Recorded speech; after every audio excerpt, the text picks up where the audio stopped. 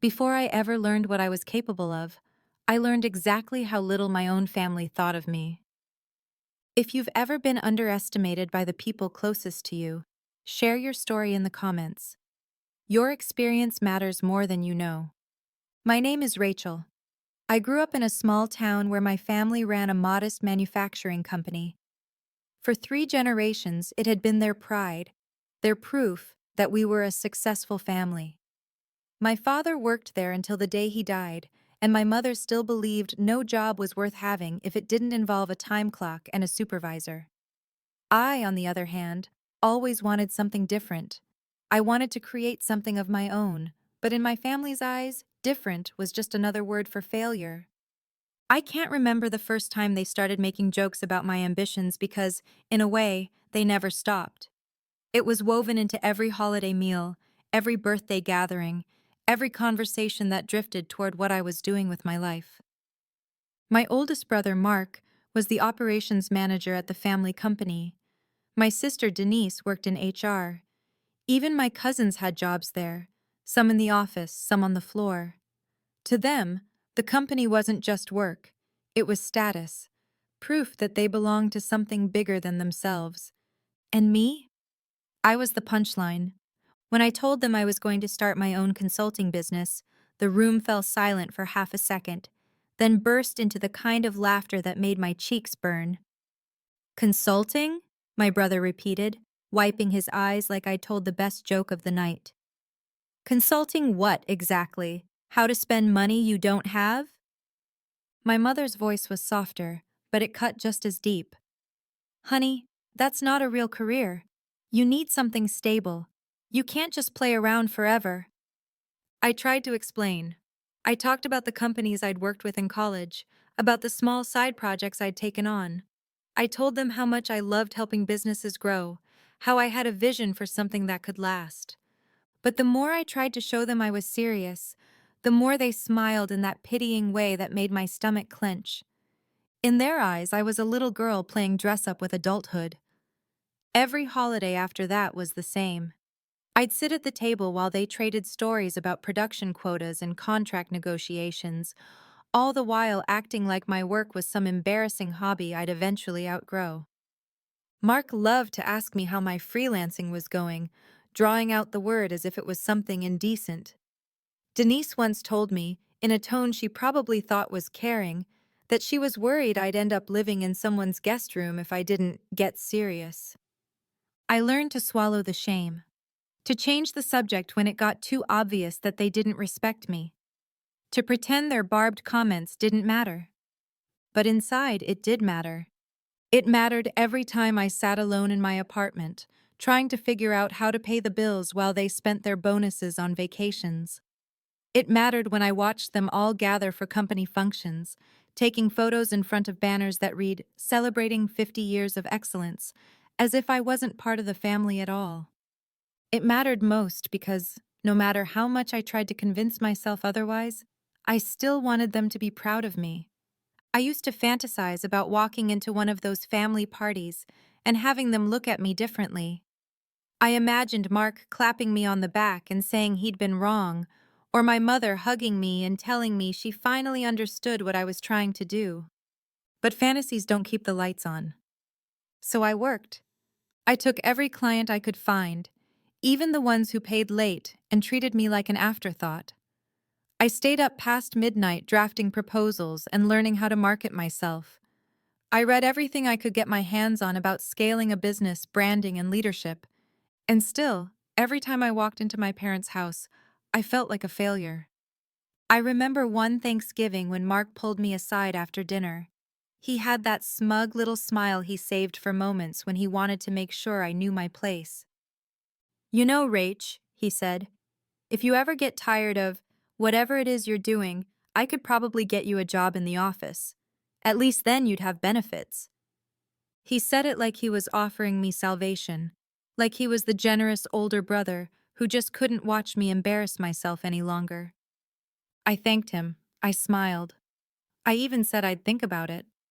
But when I drove home that night, I cried so hard I had to pull over. Because deep down, I was afraid he was right. I was afraid I would never be more than the family disappointment. What I didn't know then was that the very thing they mocked, the dream they couldn't respect, was the thing that would one day put me in a position none of them could have imagined. They didn't know it yet, but the day was coming when I wouldn't just prove them wrong. I would own the very company they were so proud of. If you asked my family, they'd tell you I always had a rebellious streak. They said it like it was a flaw I'd never grow out of, something they'd have to tolerate until I finally came to my senses. I suppose, in their eyes, rebellion looked like refusing to settle for the path everyone else had agreed was good enough. I still remember the first time I signed my own client contract. I was 26, sitting at the scratched-up desk in my tiny apartment, my heart beating so hard I thought I'd faint. The contract was small, just a marketing project for a local catering company. It wasn't the kind of job that would impress anyone at my parents' dinner table, but to me, it felt like proof that my ideas had value. I called my mother to tell her. Her voice was polite but tight. "That's nice, dear. But don't you think it's time you considered a real job? You're not getting any younger." I remember staring at the phone long after she hung up, willing myself not to cry. I told myself her opinion didn't matter, but the truth was, it did. It mattered more than I wanted to admit. Every time I landed a new client, I'd feel a flicker of pride, immediately smothered by the fear that it still wasn't enough. Because in my family, success wasn't measured by passion or freedom. It was measured by a steady paycheck, a retirement plan, and a title that looked good on a business card. And I had none of those things. The irony was that while they were so busy dismissing me, I was learning skills none of them had ever needed. I learned how to negotiate contracts without someone to back me up. I learned how to sell my work to people who didn't know my name. I learned how to handle rejection without letting it turn me bitter. I learned how to keep going when it felt like nobody believed in me. In the early years, there were so many nights when I sat alone, working under the dull glow of a single lamp, my apartment silent except for the hum of my laptop. I'd think about all the times my brother bragged about his corner office, about how Denise liked to say, "At least we know where our next paycheck is coming from." They thought stability made them better than me. But stability can also make you complacent. And in my small, uncertain world, I was learning how to survive by being adaptable, creative, and relentless. I remember one family barbecue when my uncle asked me, in front of everyone, whether I was still playing business. It was such a stupid phrase, playing business, but it stuck with me for weeks. I wanted to snap back that I was working harder than any of them, that at least I was building something instead of just clocking in and out of a company they didn't even own. But I didn't say any of that. I just smiled and said, "Yes, I'm still playing business," and let them laugh. That was the thing about my family. They needed me to be the underachiever. As long as I was the one they could pity, they didn't have to question the choices they'd made. So I let them underestimate me. I let them believe I was harmless. And while they were so busy mocking me, I kept working. Some months I barely scraped by. I took on projects I didn't love just to pay rent. I made mistakes, big ones, and learned to own them without excuses. Other months, I landed contracts that made me feel like I could breathe for the first time in ages. Clients started referring me to other business owners. My little consulting practice began to grow in ways I hadn't dared to imagine. But I didn't tell my family any of that. I'd learned there was no point trying to prove myself to people who didn't want to see me clearly. So I stopped bringing up my work at holidays. I let them think I was drifting aimlessly while they built something that mattered. The truth was, their company was already starting to show cracks. Sales were flattening, innovation had stalled, and morale was quietly sinking. I'd watch them complain about it over pot roast and green beans, never realizing the world was changing faster than they were willing to adapt. Meanwhile, I was learning how to build strategies to help small businesses survive exactly those kinds of changes. But they didn't ask for my opinion. They didn't want it. They'd already decided I had nothing to offer. In some ways, that was the greatest gift they could have given me.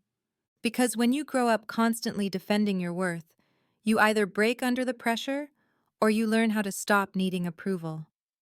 I didn't know it then, but every late night proposal, every rejection, every tiny victory was shaping me into the person who would one day walk into their boardroom with an offer they couldn't afford to refuse. They thought I was failing. But what I was really doing was preparing.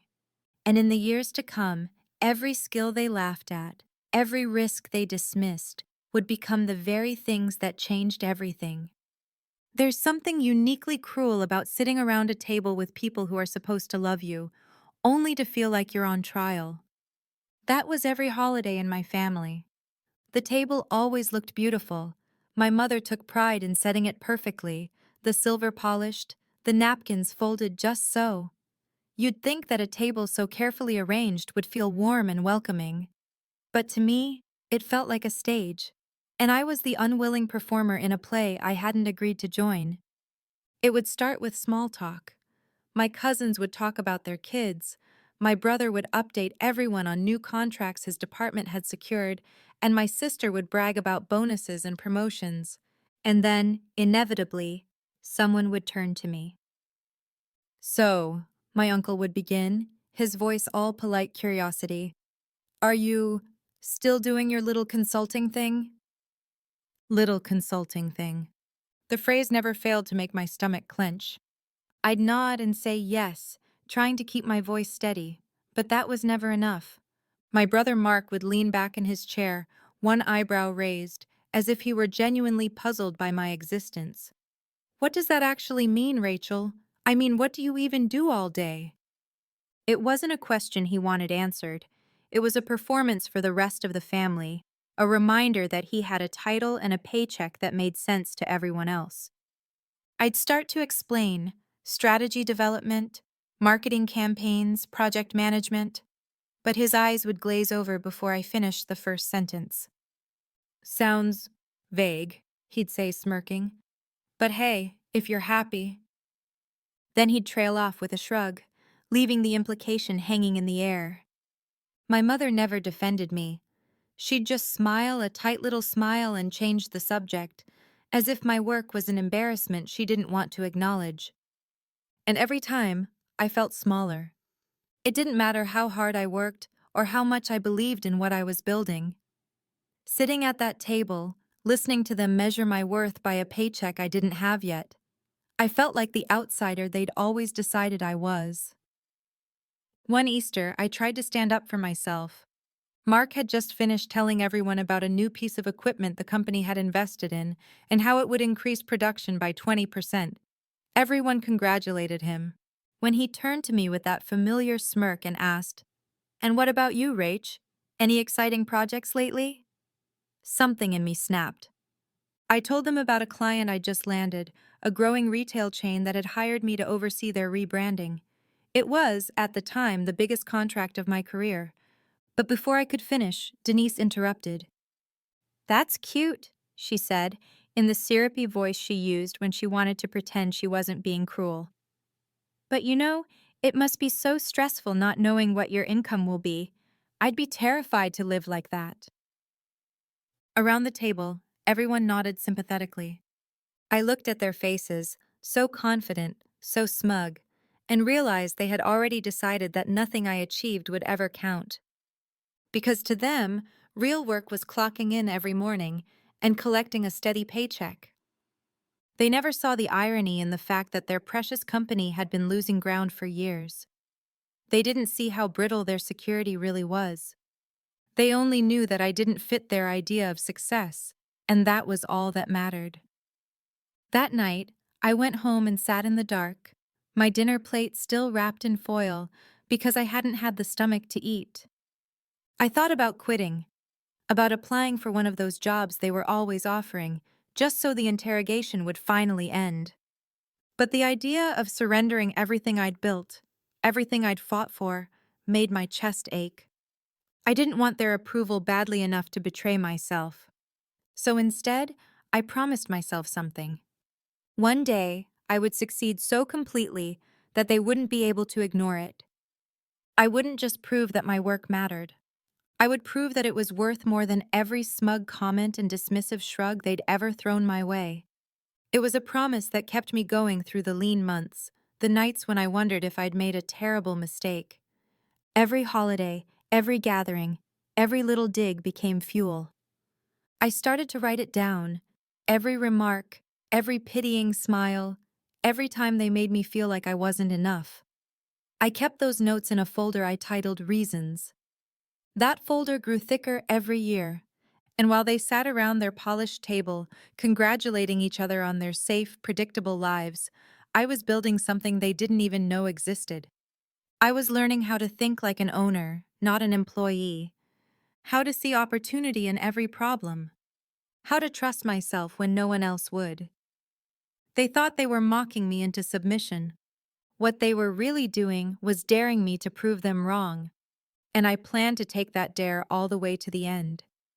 There are moments in life when everything shifts, not because of something dramatic or catastrophic, but because a single sentence lands so cleanly in your heart that you know you'll never be the same. For me, that moment came on a rainy November afternoon. It was my mother's birthday, and the entire family had gathered at her house. The living room was crowded with people balancing paper plates of cake on their laps, the air thick with the smell of coffee and the sound of small talk. I was sitting near the window, listening to Mark and Denise discuss year-end bonuses. Mark was bragging about how the company was weathering the downturn better than most. Denise kept nodding, her lips pressed into the self-satisfied smile she wore whenever the family business came up.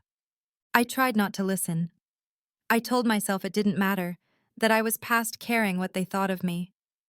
But then my mother called me over to the kitchen. "Rachel, can you help me with the dishes?" she asked, and I followed her, grateful for the excuse to step away. The kitchen was quiet except for the drip of the faucet and the distant murmur of voices from the living room. She handed me a towel and picked up a plate, scrubbing it harder than necessary. "You know," she said, not looking at me, "your brother worries about you." I felt my stomach tighten. "Worries about me?" She sighed, as if I were being deliberately obtuse. "He says you're still scrambling. No savings, no stability. He offered you a job, Rachel. A real job. You can't keep pretending this project is going to last forever." I gripped the towel, the fabric damp in my hands. "It's not a project, Mom. It's a business. I have clients. I'm growing." She shook her head, pity softening her mouth. "You've always been stubborn. But at some point, you have to face reality. You're almost 40. When are you going to let this go?" I didn't answer, because in that moment, something inside me crystallized. All the years I'd spent trying to prove to them that I was serious, that I was worthy, that my work mattered. It was never going to be enough. No matter how many contracts I signed or how many hours I worked, they were never going to see me as anything but the family disappointment. I thought about all the nights I'd stayed up worrying about whether I was doing the right thing. All the times I'd replayed their criticisms, wondering if I should give up. And then I realized something so simple it stunned me. I didn't have to convince them anymore. I didn't have to sit at their table and beg them to believe in me. I could build a life so undeniable that their approval would be irrelevant. I could succeed so completely that their opinions wouldn't have the power to touch me. That was the moment I decided that proving myself wasn't optional. It was necessary, because if I didn't show them, and myself, that I was capable, I knew I would spend the rest of my life wondering if they'd been right all along. I set the towel down and turned to face her. My hands were shaking, but my voice was steady. "I'm not going to let it go," I said quietly. "I'm going to keep building this, and one day you're going to see exactly what it was worth." She didn't answer. She just looked at me the way she always did, like she was sorry for me, like she knew something I didn't. But that time, I didn't feel small under her gaze. I felt awake. After that day, something shifted in me. I stopped hoping for their validation. I stopped trying to explain my choices. I stopped making excuses for why I hadn't taken the safer path. Instead, I poured everything I had into my business. I invested in better branding, hired a part-time assistant, and started pitching to companies that used to intimidate me. I spent every spare moment learning about leadership, marketing, negotiation. I took on projects that scared me because I knew that comfort was the enemy of growth. And as my business started to grow, I kept my successes to myself. I didn't share the wins on social media where they'd see them. I didn't bring up new clients at holidays. I let them believe I was still floundering, still that foolish dreamer they could shake their heads over. Because what they didn't know was that every time they underestimated me, they gave me more motivation. Every dismissive comment, every smug smile, every backhanded offer to save me, they were fuel. I taped a note above my desk where I could see it every day. Make it undeniable. Not because I needed their praise, but because I was done living a life that needed anyone's permission to matter. Looking back now, I see that moment in the kitchen for what it really was. It wasn't just the day I decided to prove myself. It was the day I decided to stop asking my family who I was allowed to be. After that conversation in my mother's kitchen, everything became sharper. The doubt was still there, but it wasn't the same kind of doubt. It wasn't the voice that asked, "Can you do this?" It was the voice that asked, "How far can you go if you stop pretending you need them to believe in you?" That question followed me through every decision I made over the next 3 years. In the mornings, I woke before dawn. The house was always cold and quiet, the kind of silence that used to feel lonely but had become a kind of sanctuary. I would make coffee, wrap myself in a blanket, and open my laptop while the rest of the world was still asleep.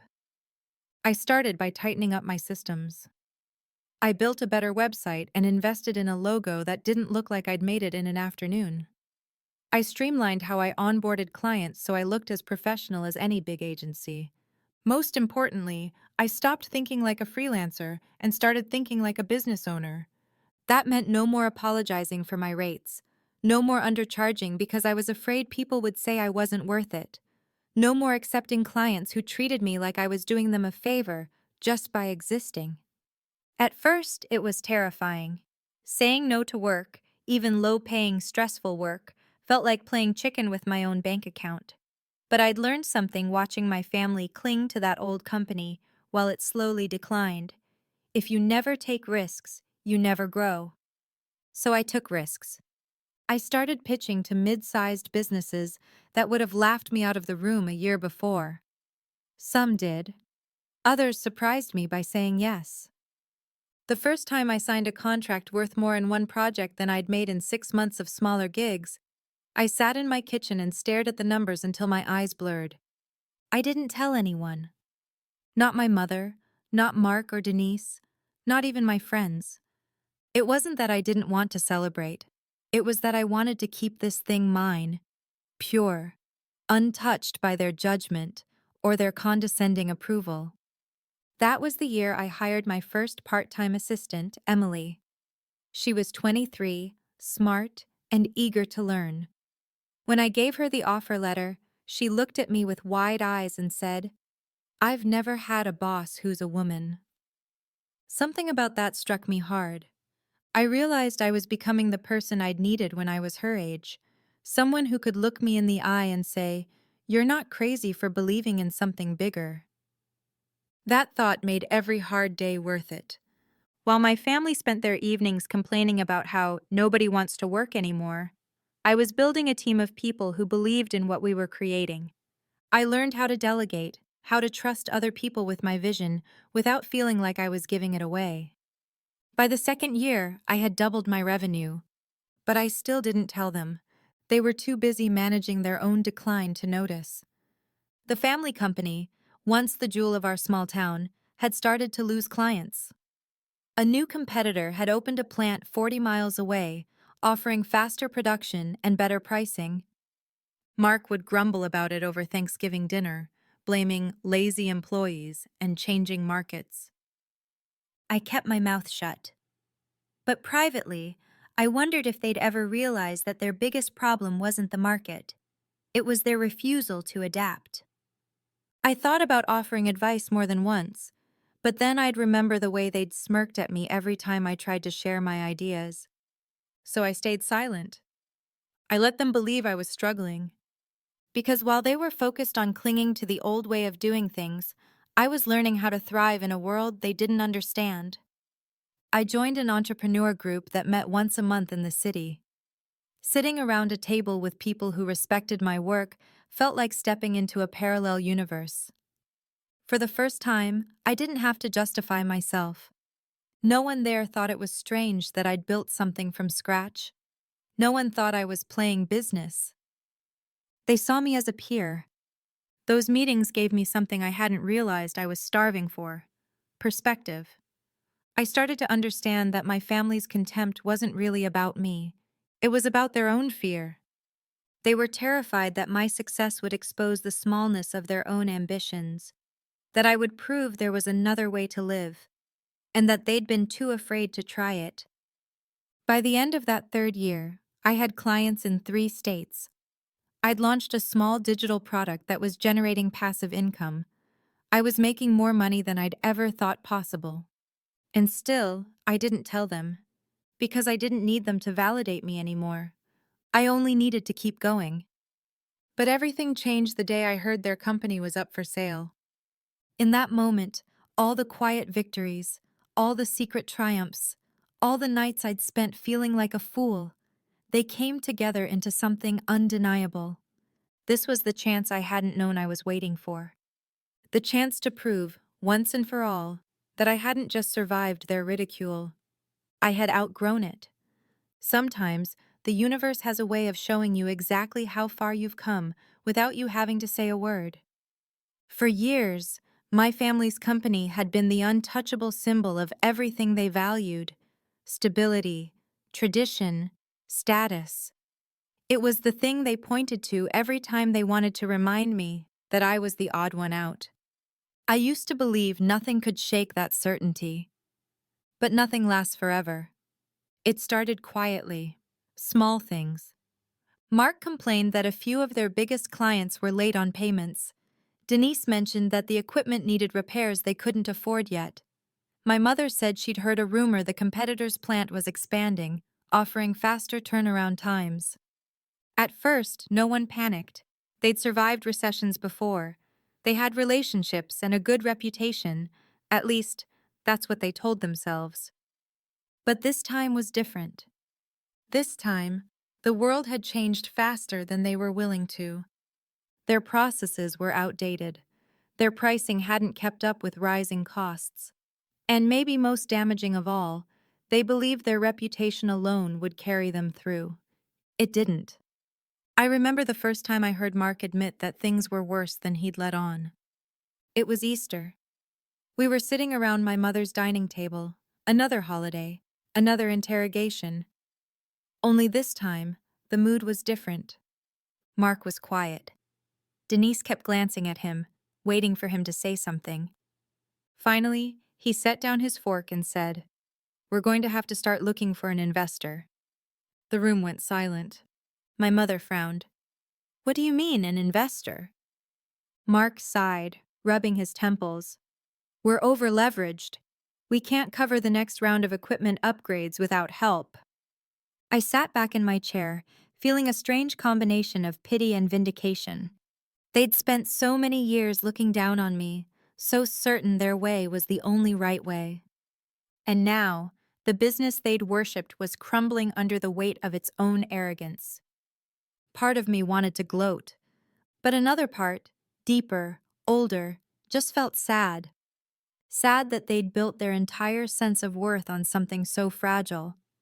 Sad that they couldn't see it coming. Over the next few months, I started to hear more.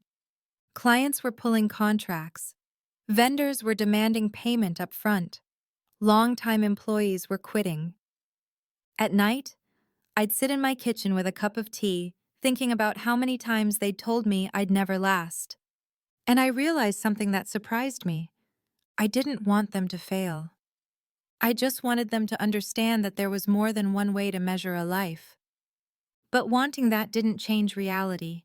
Their company was in trouble, and they were running out of time to fix it. The first time I heard they were exploring a sale was through a former client of mine who happened to be in the same industry. I remember exactly where I was, sitting in a small cafe downtown, my laptop open in front of me. My phone buzzed with a text. "Hey, did you hear? Your family's company is looking for a buyer." I read the words 3 times before they registered. A buyer, not an investor, not a partner, a buyer. My heart thumped hard in my chest. I closed my laptop and stared out the window, watching people hurry past on the sidewalk. For so long, I'd imagined success as something abstract, a feeling, a sense of quiet pride. I'd never pictured it as something this literal, this undeniable. The thought came unbidden. What if I bought it? Immediately, my rational mind started firing back. That's insane. You don't have the resources. They'd never sell to you. It would be too complicated. But another voice, calmer, steadier, said, "Why not?" I spent the rest of the day in a kind of daze, the idea circling in my head like a bird refusing to land. That night, I pulled out a notebook and started making lists. What would it take to make an offer? Who would I need to bring in as partners? What resources did I have that they didn't know about? By midnight, I had filled 5 pages. I looked at the numbers, the strategies, the possibilities, and for the first time in years, I felt something I hadn't dared to feel in their presence. Power. Not the kind of power that comes from humiliating other people, not the petty triumph of revenge, but the power that comes from finally knowing, without question, that you are capable, that you don't have to prove anything to anyone, but you can if you want to. I didn't know if it would work, but I knew one thing for certain. If I didn't try, I'd regret it for the rest of my life. And after all the years they'd spent mocking me, dismissing me, underestimating me, there was a part of me that needed to see what would happen if I stepped fully into the space they'd tried so hard to keep me out of. I closed the notebook and set it on my kitchen table. Tomorrow, I thought, everything changes. By the next morning, my decision had stopped feeling reckless. It felt inevitable. All those years of late nights and quiet sacrifice, every humiliating holiday, every dismissive comment, had led me to this moment. And now, the chance I hadn't even known I was waiting for had landed squarely in front of me.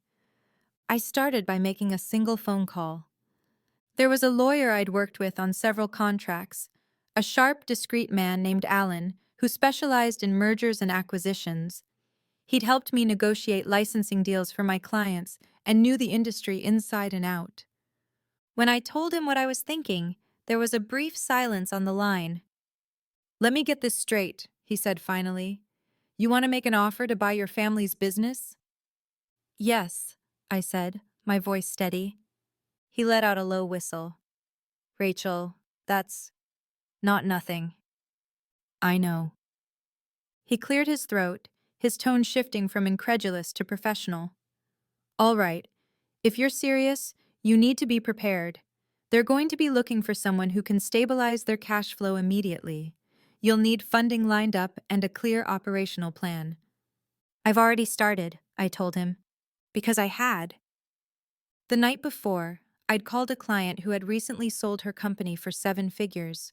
She'd become something of a mentor to me, someone who believed in my work before I ever fully believed in it myself.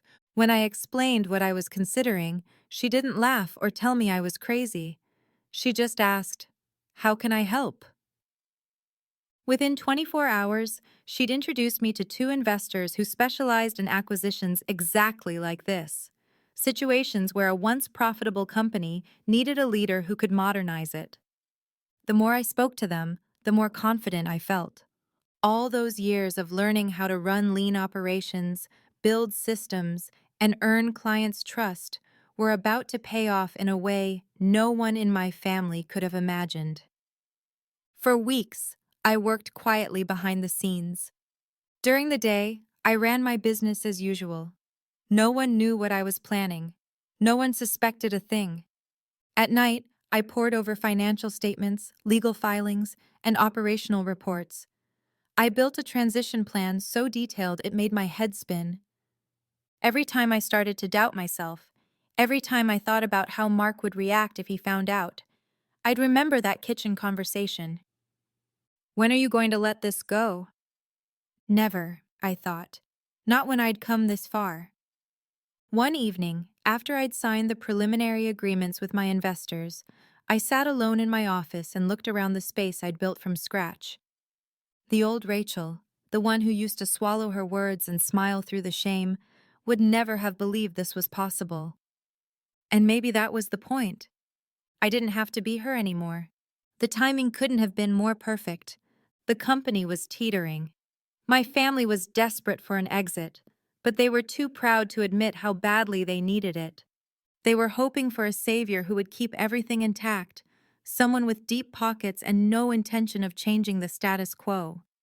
What they didn't realize was that I could be that savior, and I had every intention of changing everything. Alan helped me craft the letter of intent. I read it a dozen times before I signed it. It was surreal seeing my name on the header, Rachel Anderson Holdings, LLC. The same name they'd once laughed at. The same name they'd called cute. I sent the offer in the middle of the night. I knew it would land in Mark's inbox first thing in the morning. I imagined him opening the email, expecting to see a proposal from a stranger, and feeling the heat crawl up his neck when he read my name. Part of me was terrified, but another part, the bigger part, felt ready. I didn't know what would happen next. Maybe they'd refuse out of sheer pride. Maybe they'd try to find another buyer, someone they considered more respectable. But I knew this much. My offer was solid. My financing was secured. And for the first time, I had leverage. The power dynamic had shifted, whether they were ready to admit it or not. When I finally crawled into bed, I was too wired to sleep.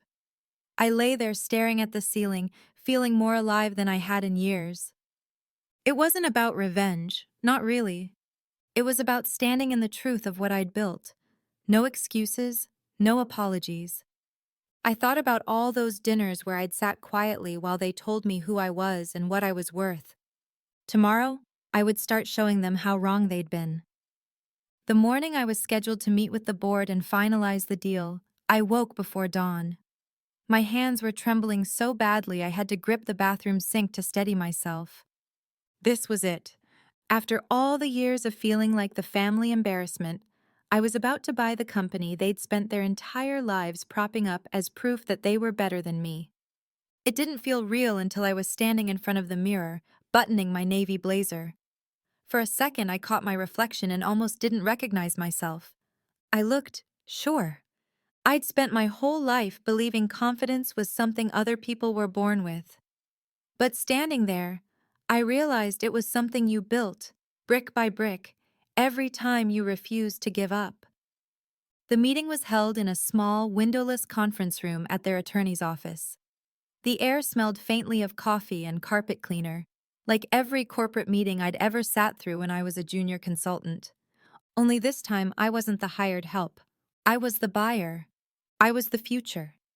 Mark was already there when I walked in.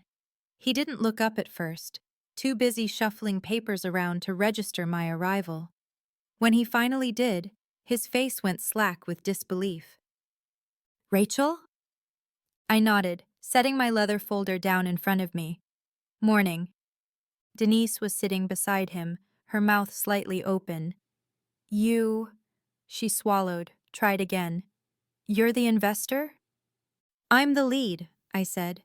My voice came out calm, steady. "I have partners who believe in the plan I've put together." Mark let out a short, humorless laugh. "This is a joke." The lawyer cleared his throat. "Actually, it's not." He slid a printed copy of my offer across the table. "Her proposal is sound. In fact, it's the most comprehensive one we've received." For a long moment, no one spoke. I looked at them. The people who'd spent my entire life defining me by what I wasn't, and felt something in my chest loosen. It wasn't gloating. It wasn't even satisfaction. It was freedom. Denise's voice was brittle when she finally spoke. Why would you even want this company? You always acted like it was beneath you. I met her gaze without blinking. I never thought it was beneath me. I thought it could be more. Mark's jaw tightened. And you think you can fix it? I know I can, I said simply. Because it was true. I'd built businesses from nothing. I'd navigated crises with fewer resources and less goodwill than this. And more than anything, I understood something they'd never cared to learn. The world had changed. The only companies that survived were the ones willing to change with it. They were still staring at me like they didn't know who I was. In that moment, I realized they didn't. They'd never bothered to see past their assumptions. And now, here I was, signing the papers that would put everything they'd spent decades protecting in my hands. Alan walked in, his expression composed as always. Shall we get started? We moved through the formalities. Line by line, paragraph by paragraph, he explained the terms, how the debt would be settled, how the staff would be retained, how the transition would proceed. Every so often, I'd catch Mark glancing at me, as if he was still trying to process that this was real. I knew he wanted to protest, to refuse on principle, but they didn't have the luxury of pride anymore. They needed a buyer who could stabilize the company, someone who wouldn't gut it for parts or lay off half the workforce, someone who knew what it meant, to them, to the community. That someone was me. When it was time to sign, the lawyer turned the document around and offered me a pen. I looked down at the line where my name would go. For a heartbeat, I thought about all the nights I'd spent wondering if I'd made a mistake, if I'd wasted my life chasing something nobody else could see. I thought about every holiday when I'd sat at their table, feeling like a failure because they couldn't imagine a world where my choices were valid. And then, without hesitating, I picked up the pen and signed. The room felt different after that, like the air had shifted. Mark's shoulders sagged. Denise stared at the table, her face pale. I didn't feel triumphant. I felt finished. Finished with needing their approval. Finished with explaining myself. Finished with shrinking to make them comfortable. When the papers were filed, Alan stood and offered his hand. Congratulations, he said quietly. I shook it. Thank you. I gathered my folder and turned to leave. At the door, I paused and looked back at them. Mark met my eyes, and for the first time, there was no condescension there. Just the stunned recognition that I had done exactly what he'd always said I couldn't.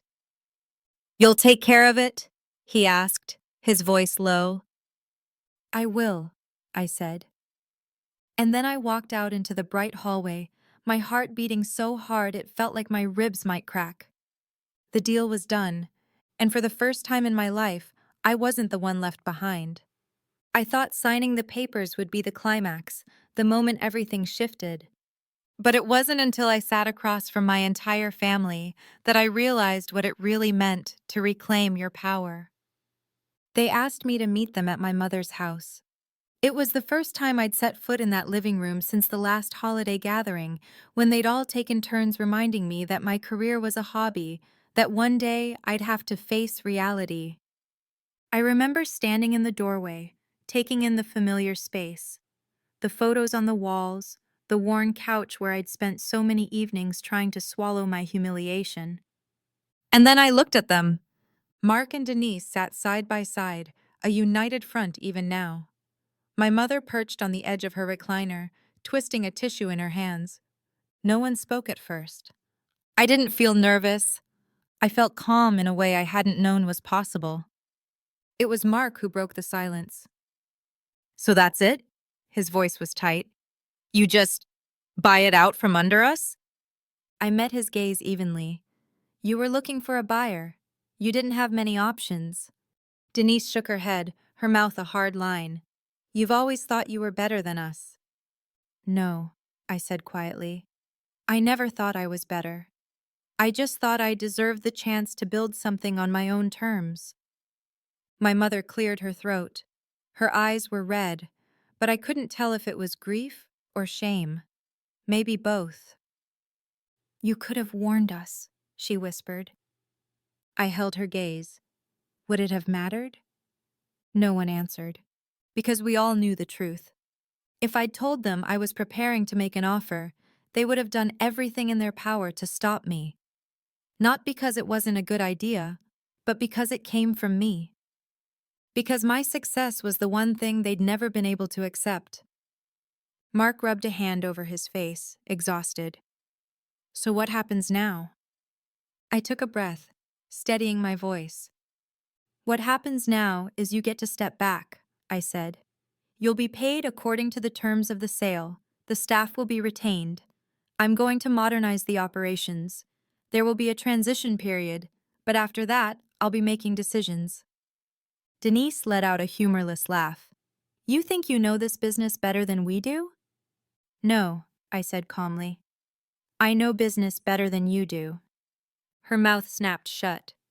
My mother looked down at her hands. I don't understand. You always said you didn't care about this place. I didn't care about it the way you did, I said. But I care about what it could be. And I care about proving to myself that all those years I spent building something were worth it. No one argued with that. For the first time, it felt like they were really seeing me. Not the caricature they'd built in their minds, but the woman who had quietly outgrown every limit they'd tried to place around her. Mark's voice was low when he finally spoke again. You know, Dad would have hated this. I nodded. Probably. He thought you were wasting your life. I know. The old Rachel would have flinched at that, would have felt the shame crawl up her neck. But I just looked at him and said, and he was wrong. Because he was. I wasn't wasting anything. I had built a business out of nothing. I had learned to trust my instincts when no one else did. I had found the courage to take a risk no one thought I was capable of. And now, I owned the company they'd once used as proof that I would never measure up. I didn't expect them to congratulate me. I didn't expect them to understand. I only needed them to know that I was done pretending to be less so they could feel like more. When I stood to leave, my mother caught my hand. Her fingers were cold, trembling. I hope you know what you're doing, she said softly. I looked her in the eye. I do. And for the first time, I didn't feel like I needed her to believe me. Outside, the air was crisp and bright.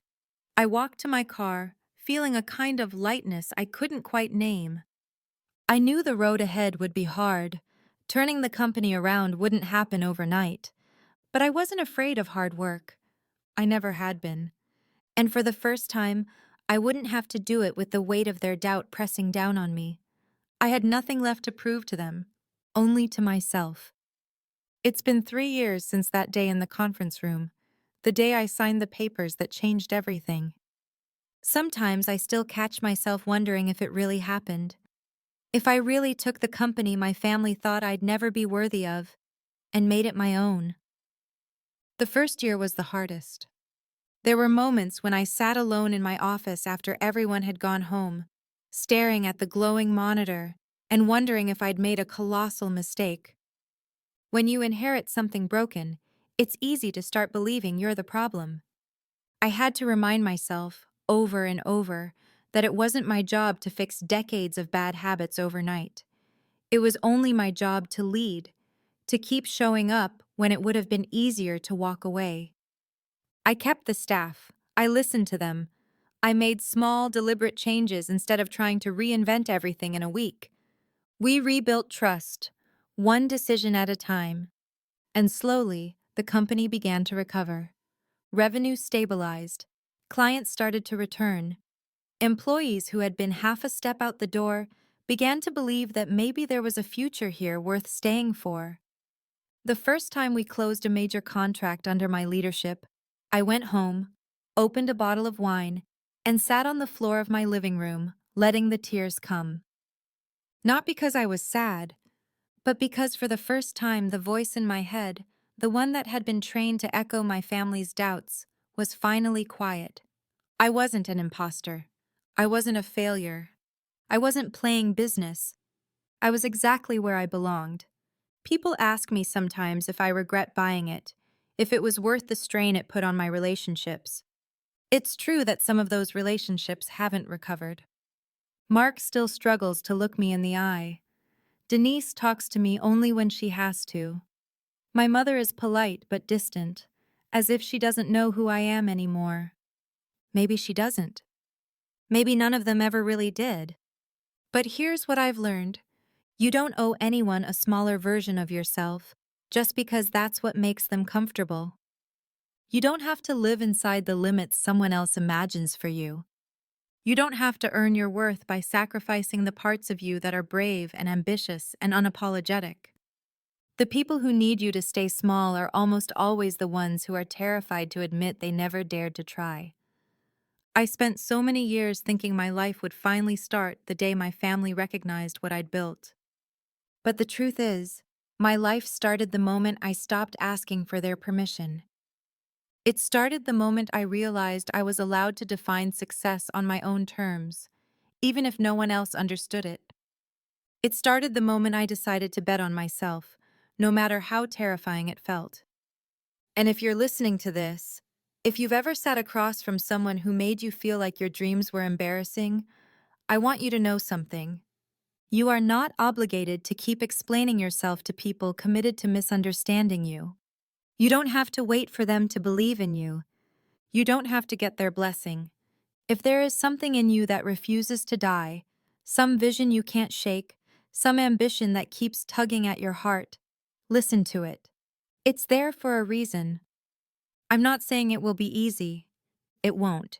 You will have days when you think you were a fool to try. Days when the voices of doubt, yours and everyone else's, feel louder than any evidence you have that you're on the right path.